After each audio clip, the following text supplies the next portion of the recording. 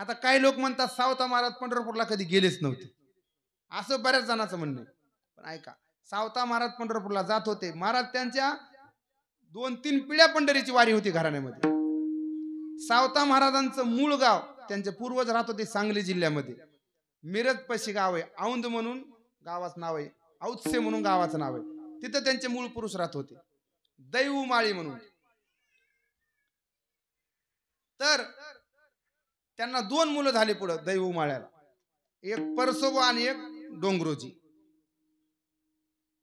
पण काही कालांतराने दैवमाळी त्यांचं देहावसान झालं, वैकुंठ गमन झालं आणि काही परकीयांचे आक्रमण झाले त्यावेळेस. पण त्यावेळेस तिथं बरचसं काही त्रास झाला. त्यामुळे ते कुटुंब सोलापूर जिल्ह्यामध्ये कुठं आले, आरणला आले.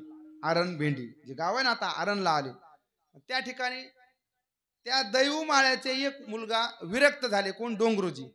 फक्त परसोबा राहिले आणि त्या परसोबाने महाराज पंढरपूरची वारी त्यांना सुद्धा केली आणि दैवमाळे सुद्धा पंढरीचे निष्ठावान वारकरी होते.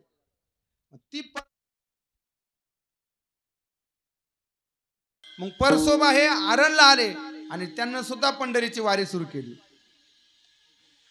परसोबा आल्याच्या नंतर महाराज त्यांच्या कुळामध्ये पुढं त्यांचं लग्न झालं आणि परसोबा आणि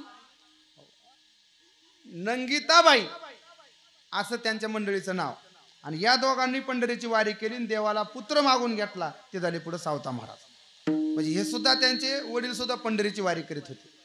देवानंद महाराज सावता महाराजांचे गुरु कोणी नाहीत, देवच गुरु महाराज. सावता महाराज भजन करायचे आणि एवढं भजन केलं महाराज, त्या भजनाच्या बळावर स्वतः भगवान परमात्म्याने त्यांना बोध केला, अर्थात ज्ञान दिलं. पण सावता महाराजांचे गुरु तुम्हाला दुसरं कोणतेच नाहीत, भगवान परमात्मा महाराज. माझ्या विठोबाचा कैसा प्रेम भाव, आपणची देव होय गुरु. सावता महाराजांचे गुरु स्वतः भगवान परमात्मा. सावता महाराजांचं पुढं त्यांचा विवाह झाला. त्यांच्या मंडळीचं नाव होतं जनाबाई. आरण आणि भेंडी हे 2 गाव आहेत, आरण वेगळं आणि भेंडी वेगळी. त्या आरण भेंडी गावातील एक भावनशे असे आडनावाचे कुटुंब आहे.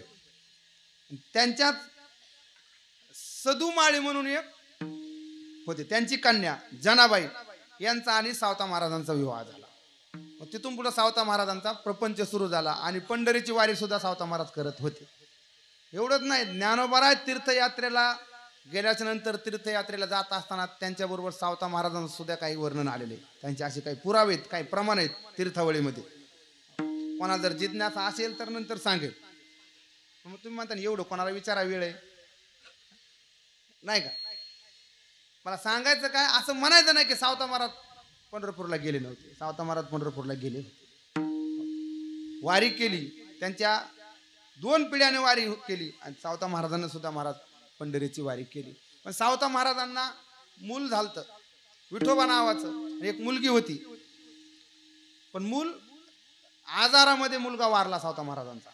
आता जे वंश सावता महाराजांचा आहे तो मुलीकडला वंश आहे, मुलाकडला नाही. सावता महाराजांचं जीवन होतं महाराज. सावता महाराजांना देवाने बोध केला तर सावता महाराजांना चराचरामध्ये भगवंताचं दर्शन झालं महाराज.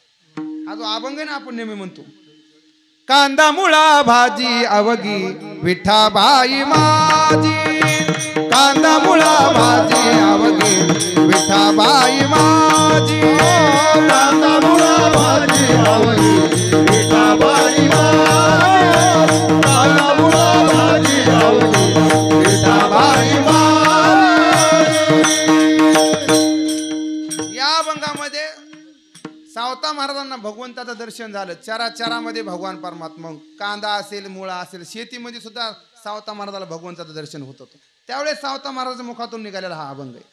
लसूण मिरची कोथिंबिरी अवघा झाला माझा हरी, लसूण मिरची कोथिंबिरी अवघा झाला माझा हरी, अवघा झाला माझा हरी, अवघा झाला माझा हरी, कांदा मुळा भाजी अवघी विठाबाई माझी, कांदा मुळा भाजी अवघी विठाबाई माझी मोठ नाडा वीर दोरी आवगी व्यापिनी पंढरी सावता मने केला विठ्ठल पायी गोविला गळा विठ्ठल पायी विठ्ठल पायी सावता मने केला सावता म्हणे केला मळा सावता सावता सावता म्हणे केला मळा सावता म्हणे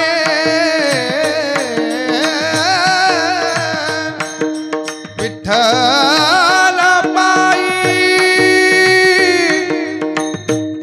गोविला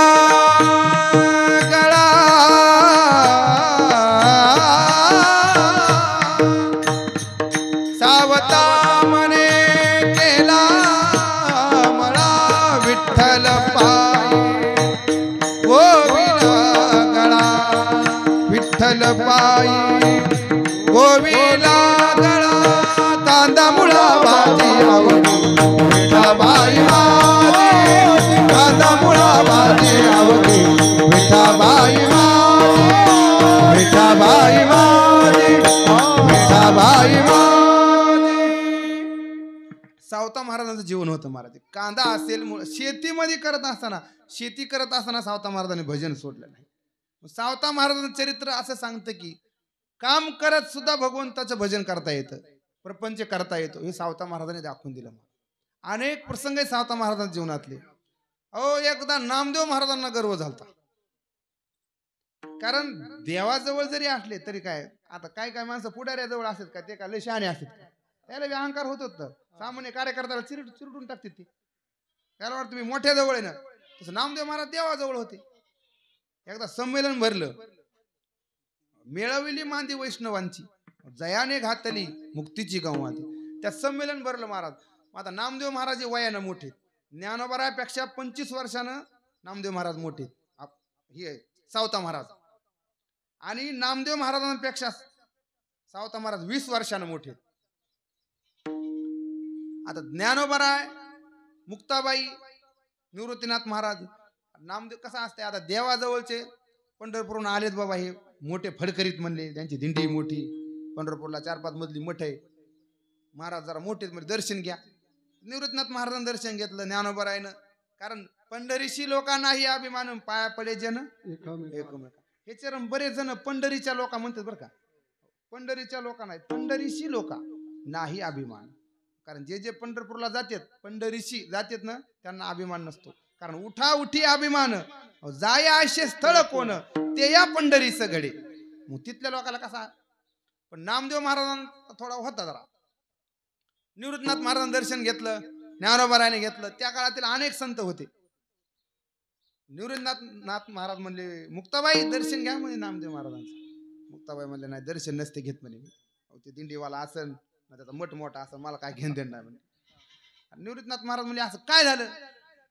मुक्ताबाई म्हणतात दादा अखंड जया देवाचा सांगात का रे अहंकार गेला नाही. रात्रंदिवस देवाजवळ नामदेव महाराज आणि अहंकार घेऊन बसला मी त्याचं दर्शन घेत नाही.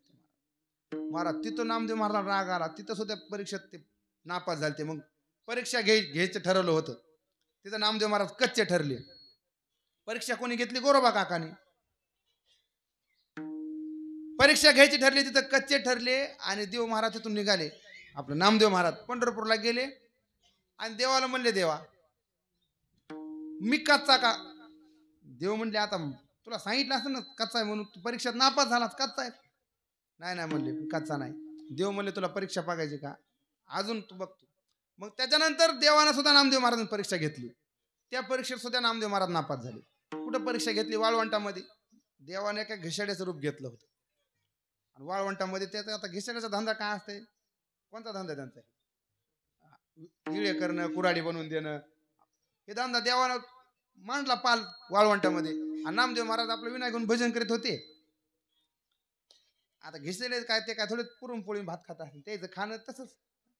सोबत कुत्रे होते, काही कोंबड्या होत्या. मग तो घिसेडी, भगवान परमात्मा घिसेडी आणि रुक्मिणी आईसाहेब झाले घिसेडी. आता दुपारची वेळ झाली, म्हणले आता काहीतरी खायला करा म्हटले.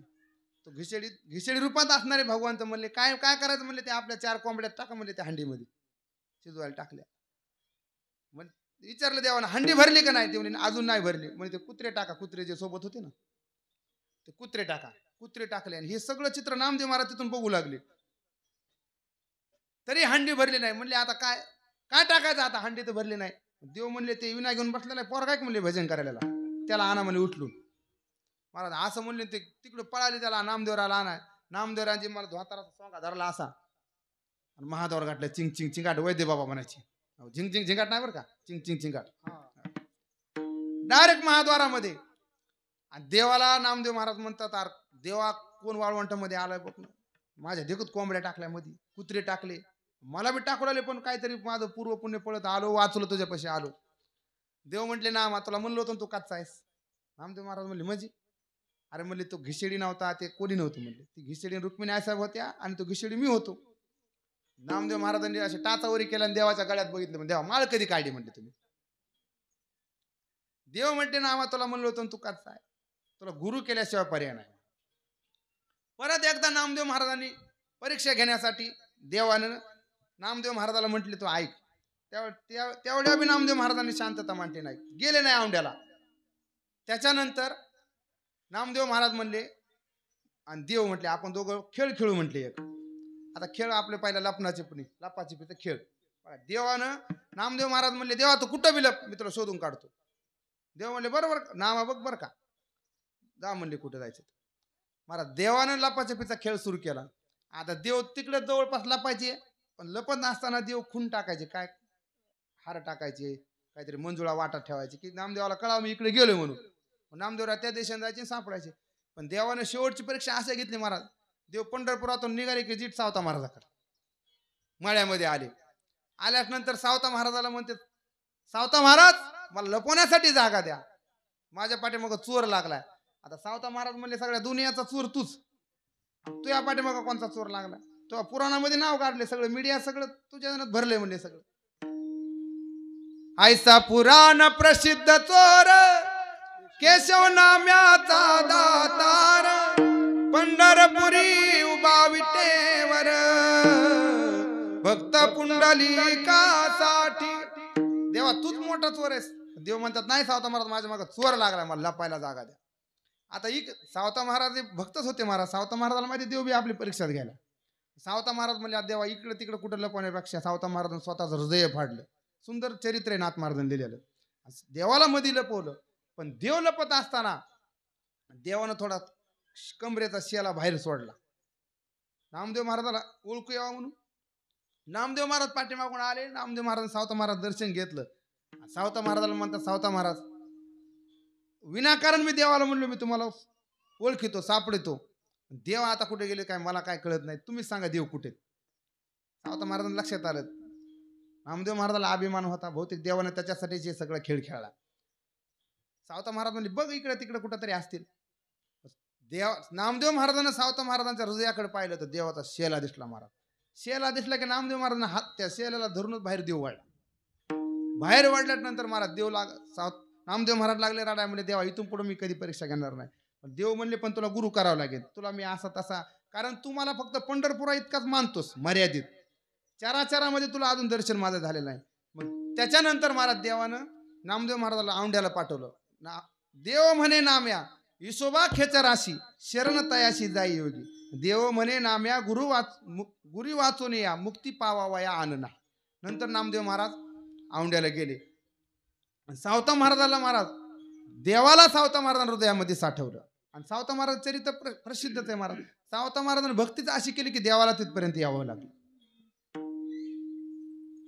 साठवीला दाता त्रैलोक्याचा, धन्य त्याची माता, धन्य त्याचा पिता. आई वडिलाला तर धन्यता दिलीच नामदेव महाराजांनी, पण नामदेव महाराज म्हणतात ज्या गावात सावता महाराज राहते ते गाव सुद्धा धन्य महाराज.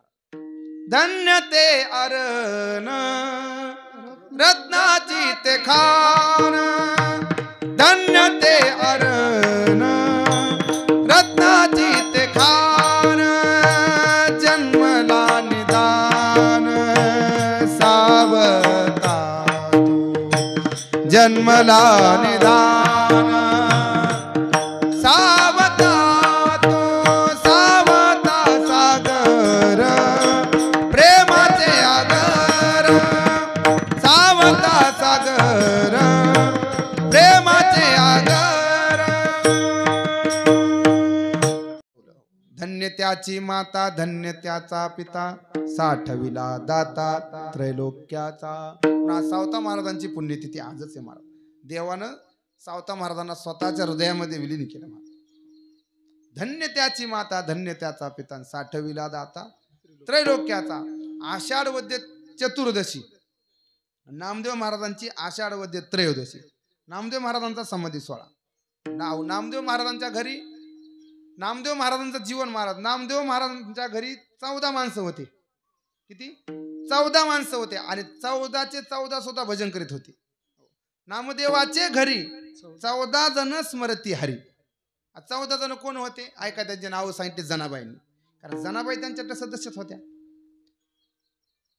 राजाई गोनाई दोघी सासू सुना, राजाई गोनाई दोघी सासू सुना, दामाना मजाना बापले का, दामाना मजाना बापले का. राजाई गोनाई दोघी सासू सुना आणि दामा नामा जाना बापले का. किती झाले? 4 नाही दादा. राजाईन गोनाई आणि दोघी, त्याच दोघी ना, तुम्हाला वाटलं दोघी दुसऱ्या सासू सुना. राजाई गोनाई दोघी सासू सुना, दामा नामा जाना बापले का. नामदेव महाराज आणि दामू शेट्टी हे दोघं 4 झाले. झाले ना 4. आता त्यांचे मुलं ऐका. नारा विठा गोंदा मादा हे 4 पुत्र, जन्मले पवित्र त्यांचे वंशी, दामा नाम जाना बापले का हो, दामा नाम जाना बापले का. राजाई गोनाई नामदेव महाराज आणि दामू शेट्टी 4 आणि 4 मुलं. किती झाले? 4 आणि 4, तुम्ही हिशोब करा. आता ऐका अजून. लाडाई गोडाई येसाई साखराई, 4 सुना बाई नामयाच्या. 4 सुना, लाडाबाई, लाडाई, गोडाई, येसाई, साखराई. 4 सुना होत्या नामदेव महाराजांच्या 4 मुलांच्या. आणि लिंबाई ती लेकी आणि आऊबाई ती बहीण. लिंबाबाई नावाची मुलगी होती नामदेव महाराजांना आणि आऊबाई बहीण होती. किती झाले आता? हा माधवराव मोजले का नाही? 14 आणि 15वी दाशी जणी. तर असंही महाराज, या 14 जणांना देवाने एकाच दिवशी समाधी दिली, आषाढ वद्य त्रयोदशीला नामदेव पायरी. कारण नामदेव महाराजांसाठी देवा आयुष्य काळे साशी आले, अभंग तो सिद्धीशी नेले, ज्ञानेश्वर संगती घडले, तीर्थयात्रे निमिषे जगद उद्धरण. हे सर्व कार्य झालं म्हणजे देवा आता मला राहायचं नाही. कारण असे शहाणे माणसं काम झाल्यानंतर जास्त वेळ थांबत नसतात. काय माणसं बसतात कौरबिका पाहणीत, त्या समोरच्याला जायचं असते पण ह्याला उठता येत नाही ते उठल्याशिवाय. नामदेव महाराज म्हणले आता मला थांबायचं नाही, मला समाधी द्या. तर घरातल्या 14 माणसांना सुद्धा एकाच दिवशी समाधी दिली. तर त्याच्यातली नामदेव महाराजांची मोठी सून लाडाबाई त्या माहेरी होत्या, डिलिव्हरीसाठी अर्थात बाळणपणासाठी गेलेल्या होत्या. तर तेवढ्या राहिल्या, पण त्यांना कळालं हे सर्व गेलेत. त्यांना देवाने सर्वांना समाधी दिली, पण त्या परत माहेरून परत आल्या. त्यांना मुलगा झाला, त्याचं नाव मुकुंद. त्या मुलाला घेऊन आल्या आणि देवाच्या जवळ गेल्या. त्या येऊस्तरी सर्वांना देवाने समाधी दिली. देवापाशी हट्ट धरला, मलाच कशाला ठेवलं म्हणून. सर्वांना समाधी दिली, देवा मला पण समाधी द्या. देव म्हटला हे मूल, त्या लाडाबाई म्हणले हे मूल तुझ्या समर्पित, तू सांभाळायचा. मला देवानं सुद्धा तुमची वंशावळी पोषीन मी सत्य, देवाचं वचन आहे. तुम्ही खुशाल म्हणजे देवानं समाधी दिली लाडाबाईला, आणि ते मुलाचा सांभाळ महाराज देवानं केला नामदेव महाराजांच्या, म्हणजे नातवाचा मुकुंदाचा, आणि तिथून पुढे तो वंश चालला. आज जे वंश आहे ना तो मुकुंद महाराजापासून पुढे वंश चाललेला आहे. मग त्या लाडाबाईला देवानं स्वतःच्या स्वरूपामध्ये विलीन करून घेतलं. अशी 14 माणसं, आणि जनाबाई धरल्या तर 15 माणसाला देवानं महाराज समाधी दिली. ते आषाढ वद्य आज त्रयोदशीचा आजचा दिवस. आज पंढरपुरामध्ये खूप मोठा उत्सव असतो महाराज. नामदेव महाराजांचे नामदेव महाराज अगदी बाल भागवत वयाच्या 5व्या वर्षापासून देवाची भक्ती करायची. देवाला नैवेद्य खाऊ घातलं 5व्या वर्षी. लहान वय आपण पाहतो, आपणही